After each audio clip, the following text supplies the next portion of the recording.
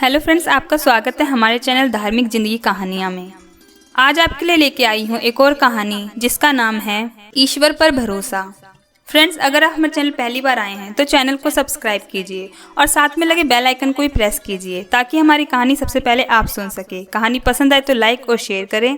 आपको कहानी कैसी लगी अपनी राय कमेंट बॉक्स में दें। तो आइए कहानी शुरू करते हैं। जाड़े का दिन था और शाम होने को आई। आसमान में बादल छाए थे। एक नीम के पेड़ पर बहुत से कौवे बैठे थे। वे सब बार बार काँव काँव कर रहे थे और एक दूसरे से झगड़ भी रहे थे। इसी समय एक मैना आई और उसी पेड़ की एक डाल पर बैठ गई। मैना को देखते हुए कई कौवे उस पर टूट पड़े। बेचारी मैना ने कहा, बादल बहुत हैं, इसलिए आज अंधेरा हो गया है। मैं अपना घोंसला भूल गई हूँ, इसलिए आज रात मुझे यहाँ बैठने दो। कौवों ने कहा, नहीं, ये पेड़ हमारा है, तू यहाँ से भाग जा। मैना बोली, पेड़ तो सब ईश्वर के बनाए हुए हैं। इस सर्दी में यदि वर्षा पड़ी और ओले पड़े तो ईश्वर ही हमें बचा सकते हैं। मैं बहुत छोटी हूँ, तुम्हारी बहन हूँ। तुम लोग मुझ पर दया करो और मुझे भी यहाँ बैठने दो। कौवों ने कहा, हमें तेरी जैसी बहन नहीं चाहिए। तू बहुत ईश्वर का नाम लेती है, तो ईश्वर के भरोसे यहाँ से चली क्यों नहीं जाती? तू नहीं जाएगी तो हम सब तुझे मारेंगे। कौवों को काँव काँव करके अपनी ओर झपटते देखकर बेचारी मैना वहाँ से उड़ गई और थोड़ी दूर जाकर एक आम के पेड़ पर बैठ गई। रात को आंधी आई, बादल गरजे और बड़े बड़े ओले बरसने लगे।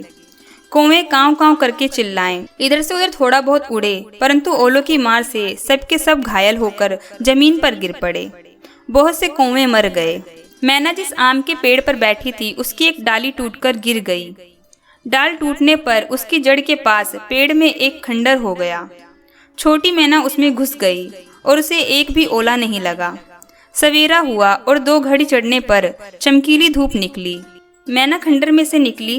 पंख फैलाकर चहक कर उसने भगवान को प्रणाम किया और उड़ी। पृथ्वी पर ओले से घायल पड़े हुए कौवों ने मैना को उड़ते देखकर बड़े कष्ट से पूछा, मैना बहन, तुम कहाँ रही? तुमको ओले की मार से किसने बचाया?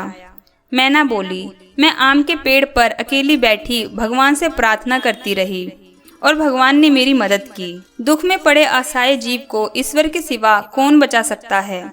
जो भी ईश्वर पर भरोसा करता है और ईश्वर को याद करता है, उसे ईश्वर सभी आपत्ति विपत्ति में सहायता करते हैं और उसकी रक्षा करते हैं।